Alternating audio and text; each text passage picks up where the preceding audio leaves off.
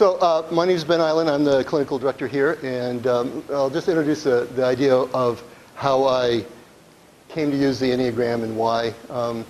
Part of my master's degree was in organizational psychology, and I've always been interested in how organizations become organizations and how individual personalities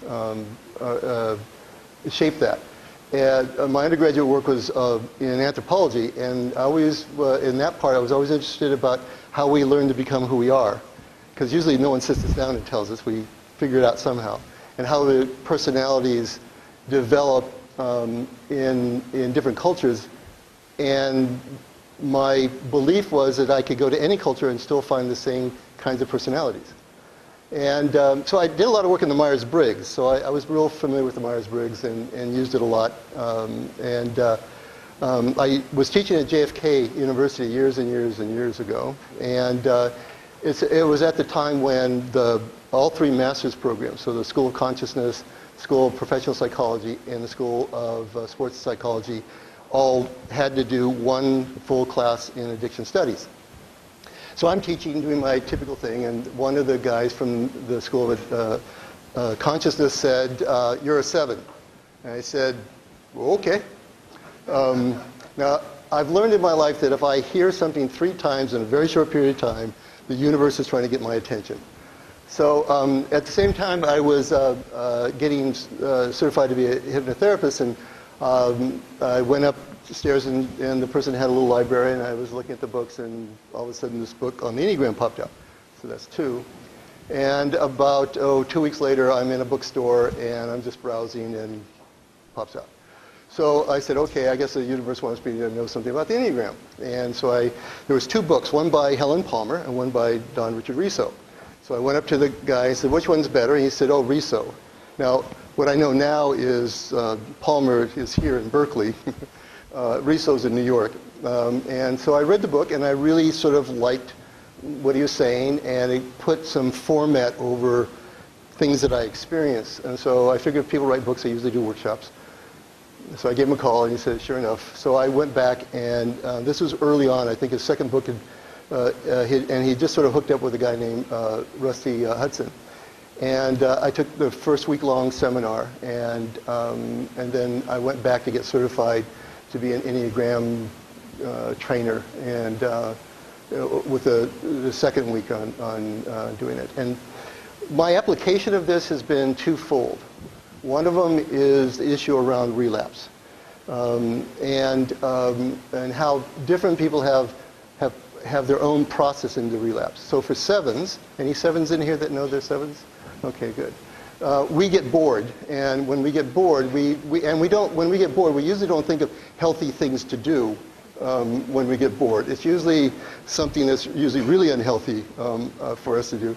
And 7s tend to have a little bit of problem with impulse control on top of that. And so we usually can get ourselves in trouble. So dealing with someone in a relapse prevention plan is for them really be concrete about their issues around boredom. If you're a 4, any 4s that you know of? Okay, we've got a 4 over there. A 4 with a 5-wing. Do you know? Yeah, 4 with a 5-wing. Yeah, you have the 5-wing. I can see it right there. The typical 4 is, one of the things they deal with a lot is, why did everyone get 100 and I only got 98%? You know, and they're always trying to express themselves and trying to figure what it is I didn't get. So you get depression. They also like opiates a lot. And so each one of the types had a very specific way of doing that. Any 8s? Do we know of? Yeah. 8s can get pretty, women 8s have a real problem in society because they tend to speak their mind and are not afraid of much. But 8s have this ability. We had an 8 here who is not all that healthy, who would just be considered sort of an antisocial personality disorder, in terms of how he dealt with things. Which brings me to my last point. A lot of addicts and alcoholics get access to especially cluster B personality disorder kinds of diagnoses. And I know I'm a person in recovery. If you would have given me an MMPI in the first couple of months I was sober, I'd no doubt that I'd either come out narcissistic or antisocial. What we see in recovery, though, is that if recovery really happens, then you'll start seeing all those traits move away. They stop happening. And then you find who they really are. And so they had a pseudo-personality disorder. But oftentimes, and I've worked with a lot of guys in the criminal justice system that have, over the years, been diagnosed with personality disorders. Again, antisocial, narcissistic, etc. But if they find recovery, that goes away. If you have a true personality disorder, you get in recovery, you're still going to have the personality disorder. So it's a way for people to start understanding what their place is and when a guide for their health for that. So, and like I always say, never let another person tell you who you are. So if your Enneagram says this and it just doesn't feel right to you, you need to explore it a little more. And the whole idea is to figure out a part of you that it seems, yeah, this is close, but then sort of do a little more investigation. And there's lots of ones that look like the other. So for instance, 7s, 3s, and 8s oftentimes get confused because we're all aggressive types. 5s, 4s, and 9s oftentimes have a lot of similarities because they're dependent types.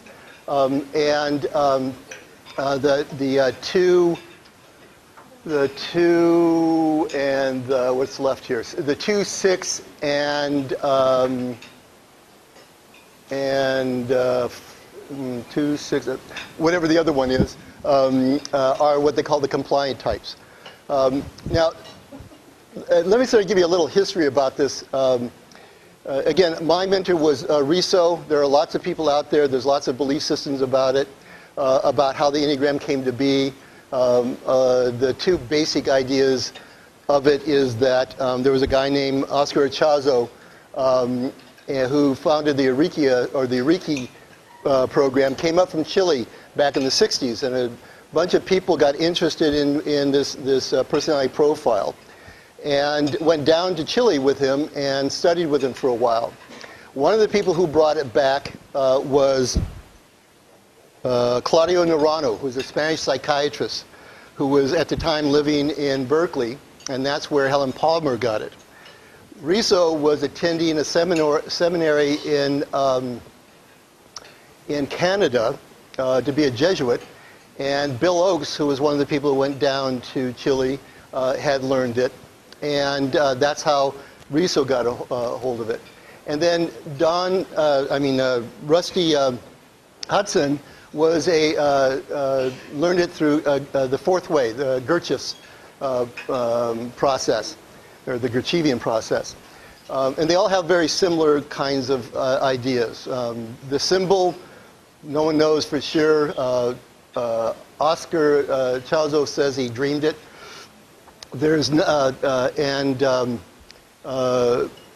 where Gurdjieff got it from was from the Sufis, and they didn't use the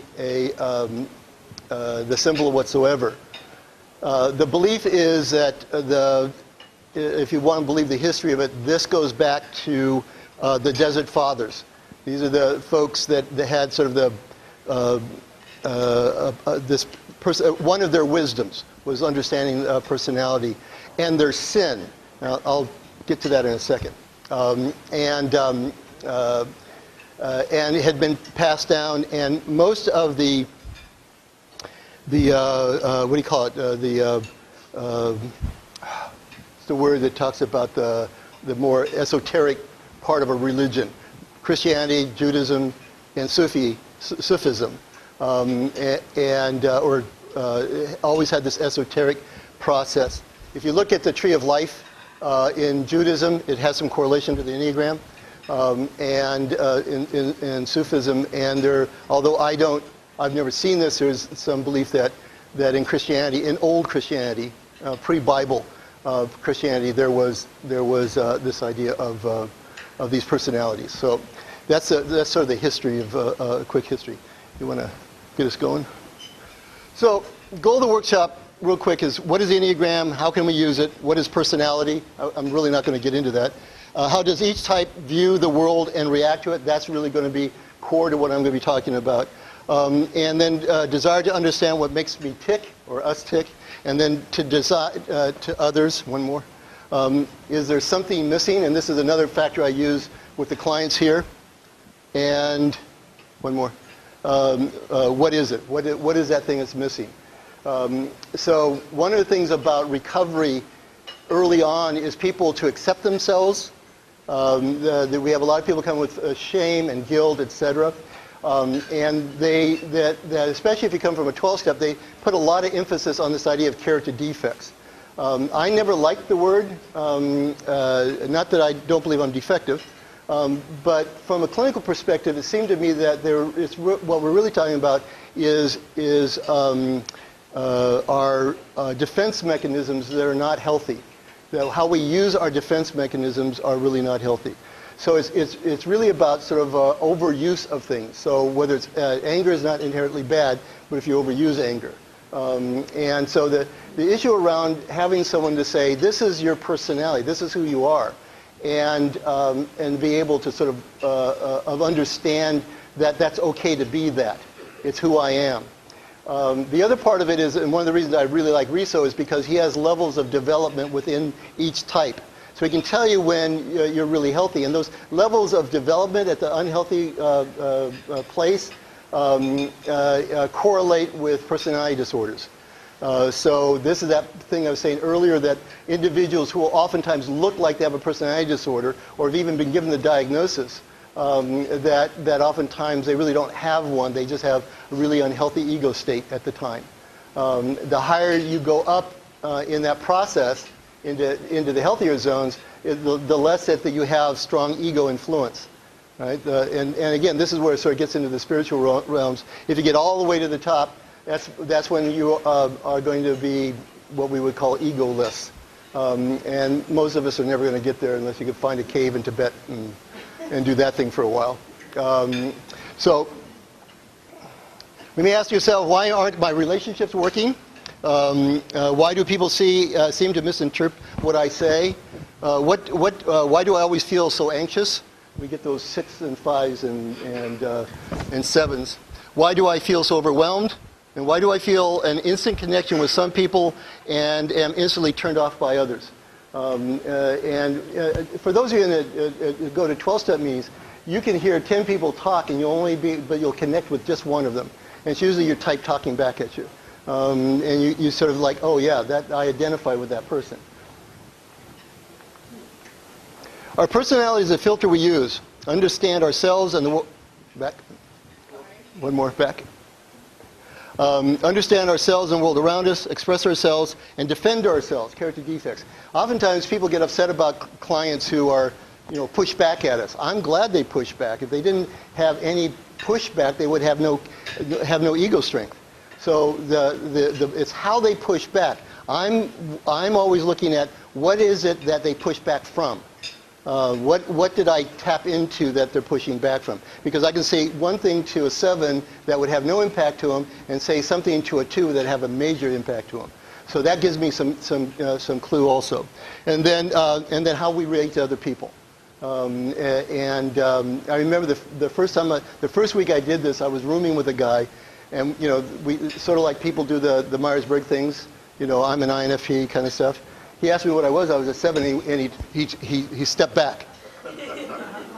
And I said, wrong. He says, 7s hurt me. And I said, well, I'm sorry. I'll try not to do that. But there's also the projection of what goes on. And I think he was a 9 or something like that. Could feel everyone's pain as they walk by. The symbol One more. Enneagram basically means 9 lines. And the 9 lines, I always have to say this is not a pentagram. But as we get into it, you'll start seeing the reasons why. And we talk about this issue around integration versus disintegration and how you integrate to specific points. So I'll give you an example. The 7, if I disintegrate, I go to 1. And hopefully we'll have time to get into that. If I integrate, I go to 5. So 7s we can be very dilettantish. You know, we like to dabble and we're generalists and we know a lot about everything. But in order for us to really grab onto something, it means that we have to move more to the 5, who loves to investigate, who wants to, that's how they protect themselves, is through having knowledge. Where 7s hip shoot a lot. You know, like I've had to learn that, okay, I'm going to do a presentation, Ben, sit down and sort of go over the slides, you know, etc. Because usually in early recovery, I just get up and start doing it and hip shoot. And most of the time I was okay doing it because 7s hip shoot pretty good. But sometimes I just get way out there, right? So just like when I traveled, 7s don't like to make reservations. They like to see what will happen. And so it's when I started dating my wife, and I was pretty much in early recovery. I had about 2 years, and I picked her up. We were going to go for the weekend, and she said, "Well, where are we going?" I said, "I don't know yet. We're not there." And she said, "Oh." I said, "Right now we're going north. It feels good. I think we're on 99." And she said, "Oh, okay. Well, what are we going to do when we get there?" "Well, I don't know. We're not there yet." And then she said, "Well, where are we going to sleep?" I said, "Well, no, maybe there's a hotel or something around there." "Well, if we can't get in." And she's a 1, by the way. And that'll explain a lot to you later. And I said, "I don't know. That's why I've got the sleeping bags in the trunk." But that's typically a 7. On our 25th anniversary trip, would go to Europe, I said, "Fine, plan it. I want to know where I'm going." Because 7s, when they know where they're going to do, why go? It's already done. So. But she likes to plan, but we'll get to that. It helps us to understand that we all don't think alike. Understand that people have different motivations, values, and priorities. How to communicate more effectively, and this is really important. I do a lot of Satyrian stuff. And I do family sculpting in part of the work. But I also do a lot of stuff around making sure I'm speaking the language of the client. If they're kinetic, I'm not going to use words like, do you think? I'm going to say, what do you feel? If they're thinking types, I'm going to use, can you get a picture of this? Or visual. So I use a lot of that to show them how they communicate. And oftentimes therapists will do the feeling thing because that's what they are.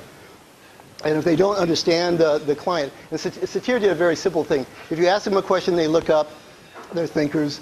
If you ask them a question, you look straight ahead or down, they're feelers. And if they do this, they're auditory. If they smack their lips, they're olfactory. Now you don't get a lot of olfactory or these, but if you do, if you're thinking and your feeling words are not working, you'll ask, can you hear me? And they'll go, oh yeah. All right? So I use a lot of that. And once I know someone's type, I have a pretty good idea if they're a thinker, a feeler, or one of the other types. And then treat ourselves and others with more compassion and tolerance. And this was the other point about using this or having the clients understand that, is that they can have a little more compassion for themselves. Without beating themselves up for the unhealthy decisions they continue to make. But it's based on their very specific personality types.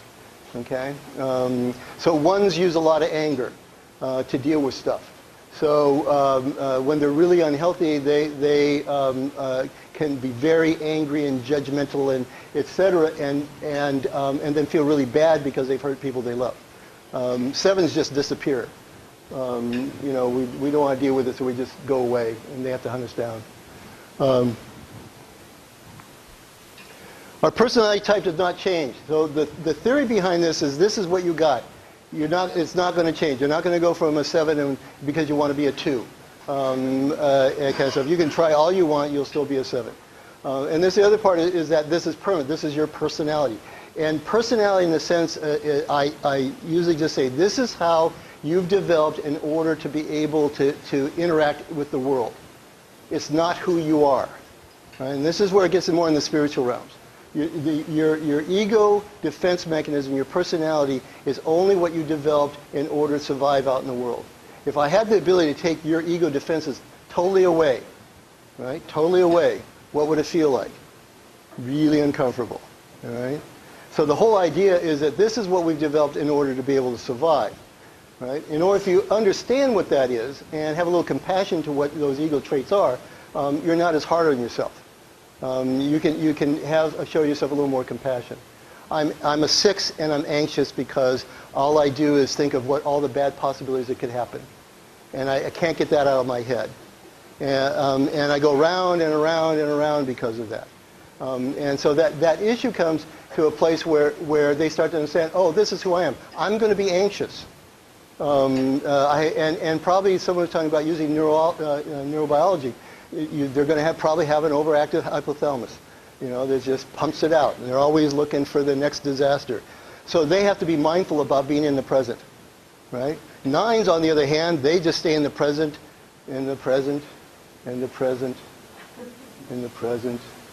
And the house is burning down, and the children are all shooting heroin, and there's a wild beast in the house, and they're going to say everything's fine here, right? They dissociate. The number of types are value neutral. Traits can fluctuate within each type, and that we won't be able to get into that. And then no type is inherently better than the other. The numbers 1 through 9 are ordinal. And in the old days, a lot of people wouldn't use the words. They have now words that will describe each type.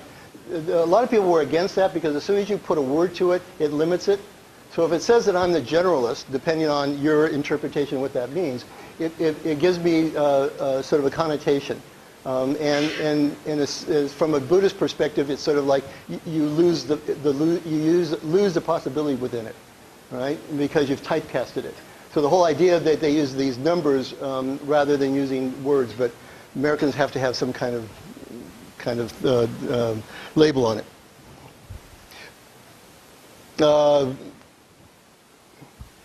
One dominant type. Go ahead. So we've already done that. So this is a time where has everyone been able to figure out what their type is? Anyone not still? Okay. What it is basically if you picked an A in the first group and a Z on the second group, you're an AZ. Go ahead. One more. One more. Yeah. One more.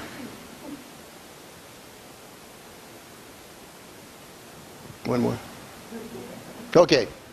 So you can look at it in terms of the type. AX equals 7, AY 8, AZ 3, BX is a 9, BY 4, BZ 5, CX 2, CY 6, CZ 1.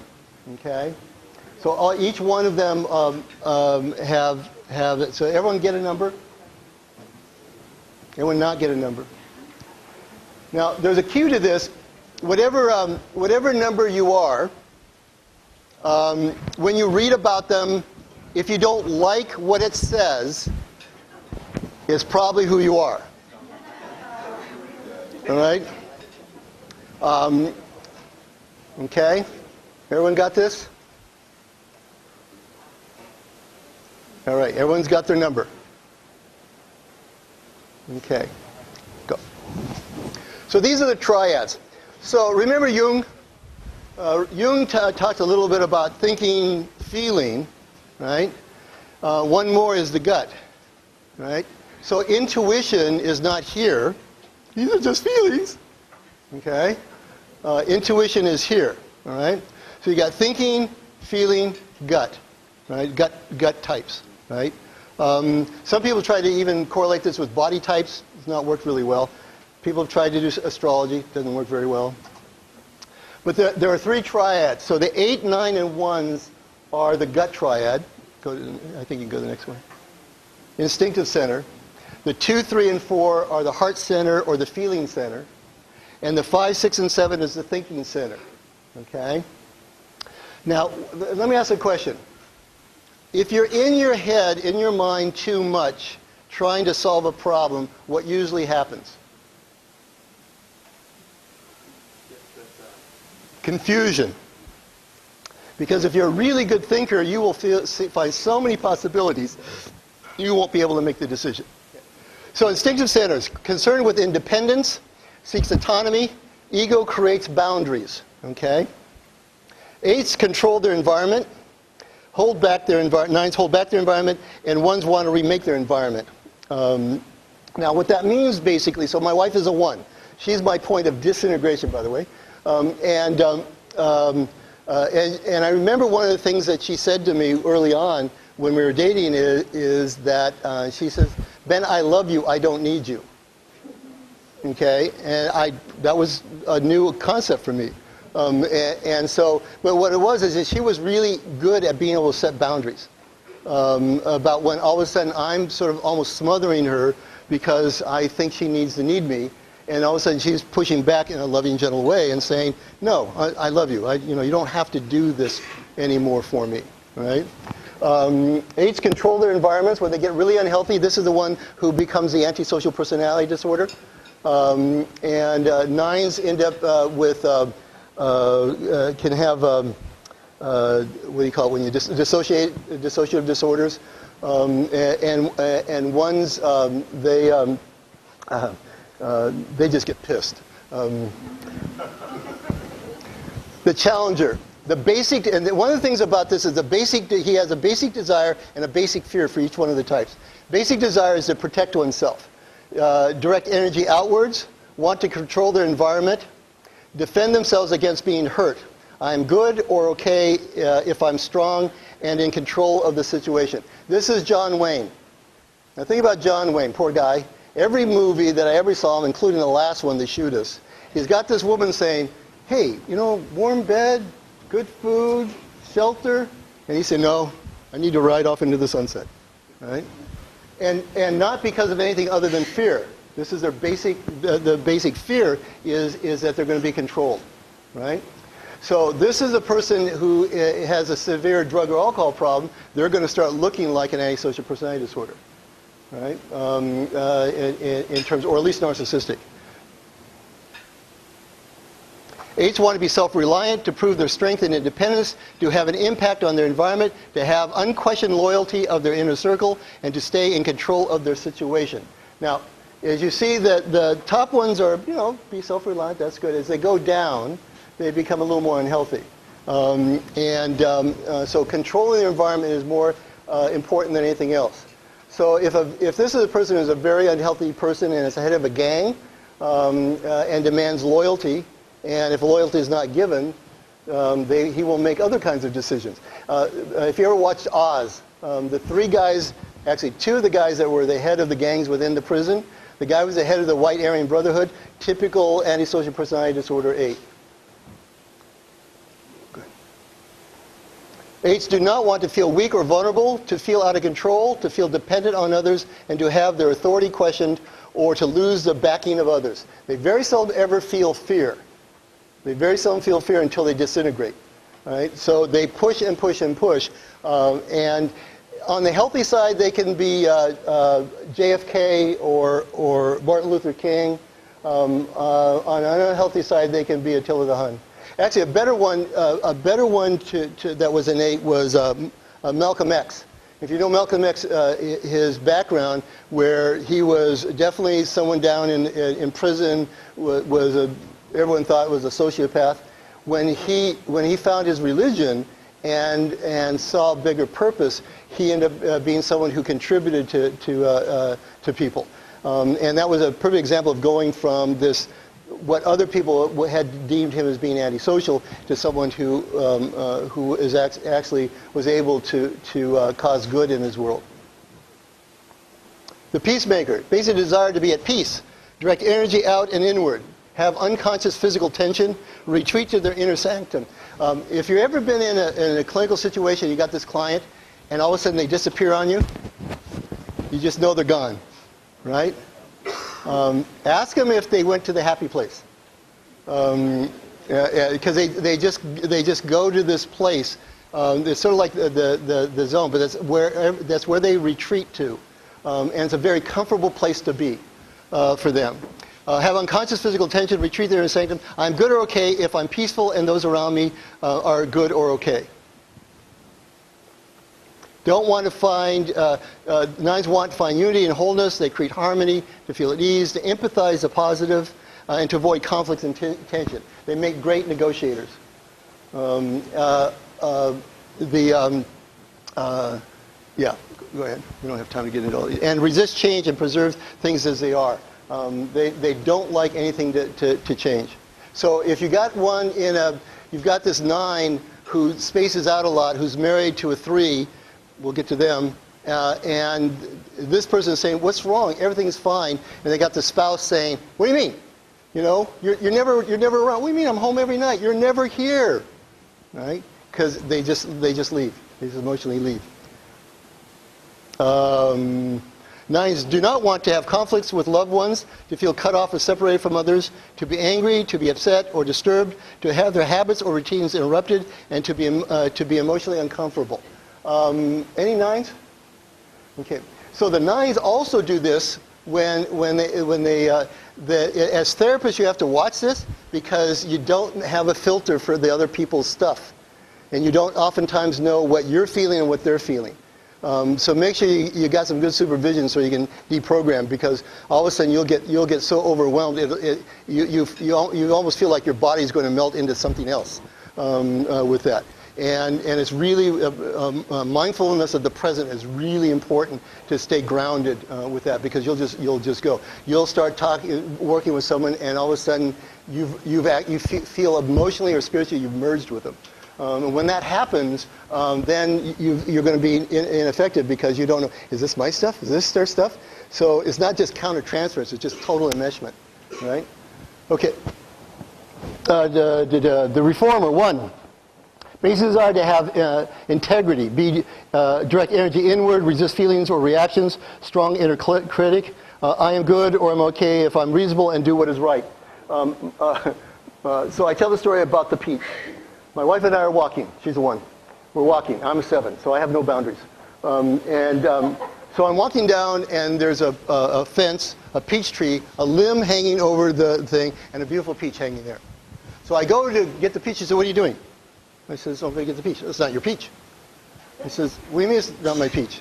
Well, it's just going to hang. It's going to fall down on the ground, and the birds are going to eat it. I want this peach. I said, no. Well, you want me to go ask the person if I can have their peach? Yes, it's not your peach. Those are the rules. So 1s tend to be very rule-oriented. She has rules. So I pick up the phone at 9:15, and she said, what are you doing? Oh, I'm going to call Albert. You can't call Albert. Why? Well, it's 9:15. I said, but Albert's awake. Well, I don't care. It's 9:15. The rule is you can't call anyone after 9 o'clock. Okay? And she's a 3rd grade school teacher. Very strong inner critic. It's not that she judges everything around them. She's a really bad, tight driver person. That's when her 3rd grade schoolness goes away, and she's more like a sailor. So 1s want to be right, so I don't argue with her. Yes, I've learned that thing. Yes, dear. They strive higher and to improve everything. To be consistent with their ideals, to justify themselves, to be beyond criticism as not to be condemned by everyone. And that's the real issue. They don't want anyone to judge them. So they do things, they become right so other people can't judge them. So you can imagine a 1 that's got a drug problem, and they're so self-critical. It's not like they just judge you and you're bad. The self-criticism is on themselves, and so they have this really horrible inner anger on themselves. 1s do not want to be proven wrong, to make mistakes, to allow sloppiness, to be upset or disturbed, to be with people they perceive as lazy or not serious, and to be in chaos or in a situation that seems out of control. My wife is a 1 with a 9 wing, so things like dishes don't involve this stuff here. The issue around the be proven wrong. So when my wife says, I know I'm right, I very seldom argue, because 99% of the time she's right. So I just say, okay. I don't try to get in power struggles with that because I'm not going to win anyway. The sad thing is I don't have to be right. I don't care.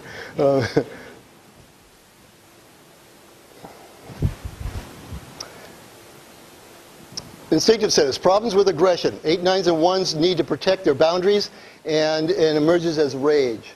So when you push the 9 out of their comfort zone, they will get very angry. You push the 8 and they feel that they're being threatened, they come out with rage. You push a 1 around their issue around being wrong, they will come out with rage. Okay? Or judgment if they feel like they're being judged. Okay, go. You got to get a little faster here. Feeling center issues. Concern with self-image, seek attention and affirmation, ego, creation of identity. 2, please others. 3, to achieve success and to find significance of self. That's that 4 thing about needing to find who they are and what their reason is in the world. The helper. You remember Glenn Close in the movie Fatal Attraction? Okay. So when a 2 disintegrates, they go to 8. They also look borderline and narcissistic. And if they're just sort of normally neurotic, they oftentimes look histrionic. They direct energy outwards, look for positive feedback from their gestures of help. Difficulty expressing our own needs. I'm good or okay if I am loving and loved by others. But they have we were talking about sin. In the old Aramaic, it was sin was the translation of that was missing the mark or error. It wasn't all the putting the nail in all that sort of stuff, right? So it was basically saying that your mark is your spiritual or Godhead or whatever it was. Anything that pulled you away from that was considered error or sin, right?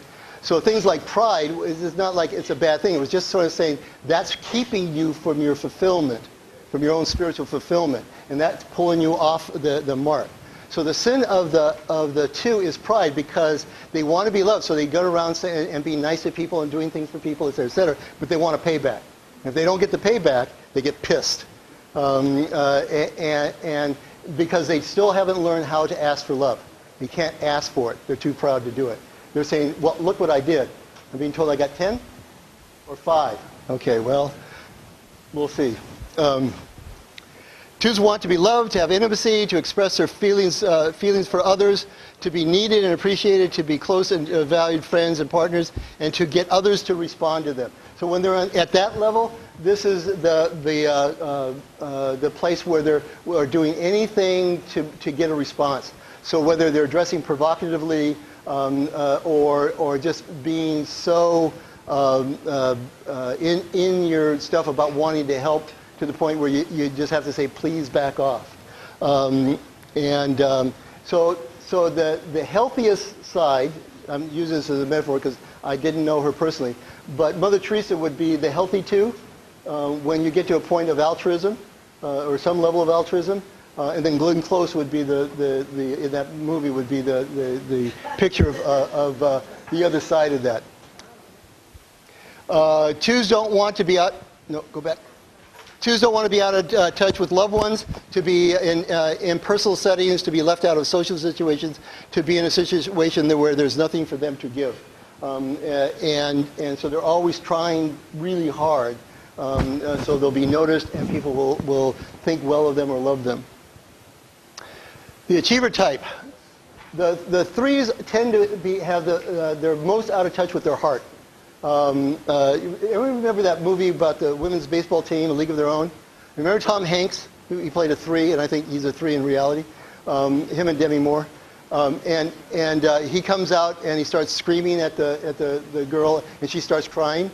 And he says, "There's no crying in baseball. What are you crying about?" Right? Well, that's sort of the 3, right? The 3 is the kind of person you want on your team when you have to fire people. Because they say, oh, okay, yeah, boom, thank you very much, and go on. Unhealthy 3, Demi Moore in not Fatal Attraction. The one that she played the boss of Michael Douglas, and she was trying to get an affair going with him, and they had an affair years ago, but he was married and he didn't want anything to do with her. That's an unhealthy 3. Direct energy outward and inward. Look for positive feedback that they are successful. Look inward at their self-image. I'm good or okay if I'm acceptable and others think well of me. They want to feel valuable and worthwhile, to excel, to be affirmed, to be effective and efficient, to perform well, and to be the best. And to have attention. And to be admired and impress others, even though they haven't earned it. So what does that tell you? What kind of pathology can we look at now? Narcissism, yes. Right? They feel exceptional. Now, if you think about again, those of you who are big book folks, you know, one of the concepts is that you got to remember, most of the people who got to AA in the beginning were mostly men, and what they talked about is the ego need to be smashed to its innermost self, and most of it is in fact, Eiland got started because of a bunch of narcissistic men who were saying, "I'm first." Now we understand logically what's going on with that, but the reality is that you had a lot of narcissistic sort of tendencies with these guys about being self-centered, first about their drinking, then about their recovery. Women oftentimes come to recovery and they don't have those issues at all. They have more shame, guilt, and lack of a sense of self than the men do.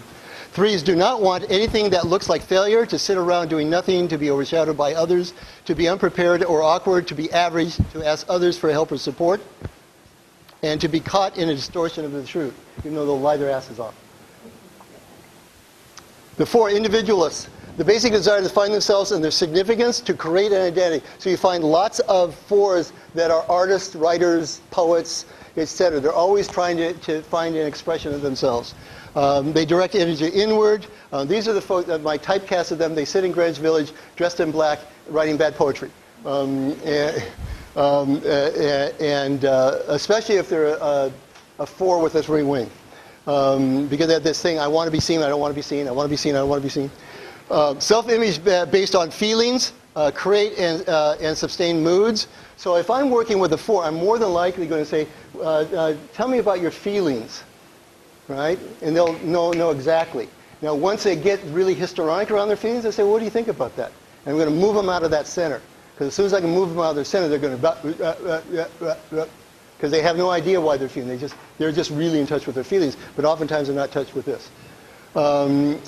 Create and sustain mood. I'm good or okay if I am self-aware and remain true to myself. And so this is the artist who is out there doing his art and will not compromise. I believe that Neil Young is a 4 with a 3 wing. That his art and what he does, et cetera, that he's been that sort of like, I will not compromise. 4s want to express themselves in individuality, to create and surround themselves with beauty, to maintain certain moods and feelings, to withdraw and protect their vulnerabilities, to take care of emotional needs before attending to anything else, and to attract a rescuer who will understand them. So who are we talking about now? Unhealthy 4s. Can be histrionic. Dependent. Yeah, you'll find the dependent in there when they're unhealthy. All healthy is health. Health is health. And so when you start looking at this profile, they not only feel misunderstood, but they will make sure that you will believe that they're misunderstood. They will hold on to their misunderstandingness as much as possible because they want to continue to show their uniqueness. Because that's the only thing they have is their uniqueness. I'm different than anyone else, so I'm very unique, and leave me alone, because I'm creative. Okay. 4s do not want to restrain or lose touch with their emotions, to feel ordinary, to have their individuality go unrecognized, to have their taste questioned, to follow impersonal rules and procedures, and to spend time with people perceived as lacking taste or emotional depth. You usually don't find them in factories for very long. Feelings center, feeling of values, valuelessness. 2s, 3s, and 4s deal with feelings of shame. 2s become ultra good. 3s become perfect in their performance. 4 dramatizes their losses and their hurts. Thinking center. We're almost done, guys. 5, 6, and 7. Thinking centers concerned with strategies and plans. Seek security. Ego, creation of a sense of safety and support. 5s figure things out on their own. And so these are the people who would have got on the computer before they got here because they know nothing about the Enneagram to research it a little bit so they have some information about it. And 7s go after things for security. The investigator. Basic desire is to be competent, to direct energy inward, retreat from life. They have the sin of selfishness. That's not the right word. Of greed. Not greed about money, although they tend to be fairly conservative, but greed about their time. They're very stingy about their time. We had a 5 here, and his wife is a 7 who wants to experience and go do things and have fun, etc. And he's a scientist. So these things in his mind and learning and all this stuff was so important to him he couldn't get moved off the. So she decided to go have some affairs to show him, right? Which was sort of okay with him. Pull back until they know enough. Anyone remember what was the name of that movie, the TV show, Northern Exposures? There was a guy on Northern Exposures. He only had a few parts. He was a fire watcher. So all summer long, he would sit up with all his books and reading and look for fires. And then he would come down into town. And he knew everything about everything. So he's the guy that you say, walk by and say, nice day. He says, yes, it's a beautiful day. Do you know why the sky is blue? And they'll go through a 3-hour dissertation on everything he knows about the weather. This was the same kid who got into dinosaurs when he was 7 years old. And by the time he was 9, he knew everything about dinosaurs there was to know. Go ahead. The investigator wants to understand reality, to perceive knowledge, to find a niche for themselves that others have not explored, to be free to explore their inner worlds, their ideas and realities. What famous scientist can you think of that would fit that possibility here? He'd be one. Before him. Freud. I don't think Freud was I think he was more like a 4th. Einstein, the typical Einstein because he couldn't do anything in the real world, but because what he needed is to explore his ideas about reality, which he did pretty well. And to have sufficient time for their projects and to feel confident and capable. 5s do not want to feel uninformed or incapable, to have their competency questioned, to accept an easy answer, to be intruded or managed, to be forced to respond before they feel ready, and to suffer the ignorance of others, and to ask for help. The loyalist.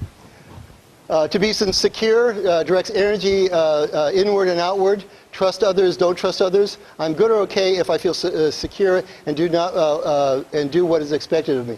My youngest daughter is a 6 with a 7 wing, and when she got into Stanford Law School, she said, I don't think I belong here. And I said, why? She says, I don't know.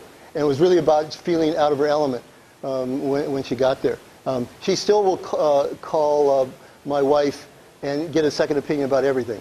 So, any 6s? 6s tend to have anxiety issues because they're always projecting. And the anxiety issues, people who get diagnosed with phobias and GAD, general anxiety disorder, and panic attacks. First thing in my mind is, are they a 6? Wants to have security, to feel supported by others, to have certitude and reassurance, to test the attitudes of others towards them. This is always asking. To fight against anxiety and insecurity, and to have predictability as a way of defending the self. 6s do not want to feel abandoned, alone, to have uncertainty, to have contradicting expectations placed on them, to feel pressured to have to accept new ideas rapidly, and to have their security system and beliefs questioned. 7. Basically, I would be happy, direct energy outward, Fear wants to avoid internal pain. We have a 7 there, and one of the things he's doing is every time there's anxiety going on with him, or when he's starting to feel pain, he starts to act out in one way or the other. So every time I have a session with him, it's simply sitting there, having him to sit with the pain. And it's so interesting. It'll get to about right here, and you can just see him just like, I'm not going to let it come out, kind of stuff. They can be. You'll find 7s are more likely to be borderline than a 6. A 6 with a 7 wing, but 3s, 7s, 4s can all be borderline. 2s. 7s want to maintain their freedom and happiness, to have a wide variety of interesting, fun experiences. I've had 32 jobs in my life. To keep their options open. This is a real issue around 7s being committed to anything. When I got married, it was sort of like one day at a time. One day at a time. Now it's been 35 years, but it was still one day at a time. In fact, I asked, when I proposed to her, I said, "Can you come third in my life? And can you marry me one day at a time?" And she said yes. To maintain their freedom and happiness, to have a wide variety of interesting, fun experiences, keep options open, to avoid missing out on anything worthwhile, to have more pleasure, to keep themselves excited and occupied, and to avoid and discharge playing. The sevens never seem to look like they're anxious. What it is that we keep on the move faster than this thing that's running after us, nipping at us. And if we slow down, it all just sort of comes up behind us. And so part of when I'm working with 7s in recovery is to understand that they have to be, before they run on the other side of the hill, to see that it's going to be the same hill they ran the last time they ran over this hill, to stay and say, what is the reason why they want to get on the other side of the hill? The first answer they'll say is, oh, just because it's there. I said, no, what is the real reason why you want to get on this side of the hill? And it's usually about this anxiety and fear, this unknown anxiety and fear. 6s oftentimes can identify it. 7s usually can't identify what it is. Go ahead. 7s do not want to feel trapped or limited by having few choices or options, to be bored or feel guilty, to let their anxieties arise for long, to be slowed down, to be alone and quiet for long periods of time, and to dwell in the past. Last one. Feelings of being without support or guidance. 5, 6, and 7s deal with the feelings of fear and anxieties. 5 compensate by figuring out everything on their own. 6s seek guidance from others in the effort to become independent. 7s go after whatever they think will make them feel satisfied. All right. Our sin is gluttony. Not so much for food, although that does have some reality to it, but it's about the gluttony for things and experiences. So the 7s fall between two groups.